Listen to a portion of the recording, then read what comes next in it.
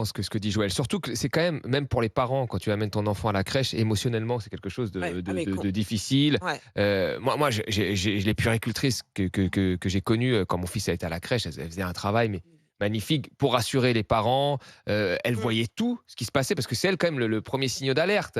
Elles se rendent compte, voilà, quand il y a des problèmes, de motricité, Mmh. quand il y a des problèmes même de peau, enfin tout, elles t'expliquent Tout. tout, elles voient tout. Donc il faut quand même une formation. Enfin, un enfant ne parle pas, souvent il ne marche pas encore quand il est à la crèche.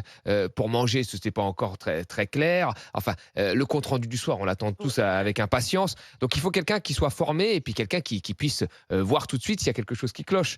Et moi, je me souviens qu'à l'époque, elles faisaient grève, souvent les puéricultrices, parce qu'elles disaient qu'on allait leur donner encore plus. Il s'agissait, je crois, il me semble-t-il, de leur donner plus de 10 bébés par puéricultrice, ce qui était pour elle me disait ingérable. Vous voyez, moi, je me souviendrai toujours qu'il y avait une jeune qui avait déjà un problème au bras, qui avait une tendinite, qui ne pouvait plus soulever les bébés, parce que c'est quand même des poids qu'on soulève quand même. Et elles étaient déjà cassées.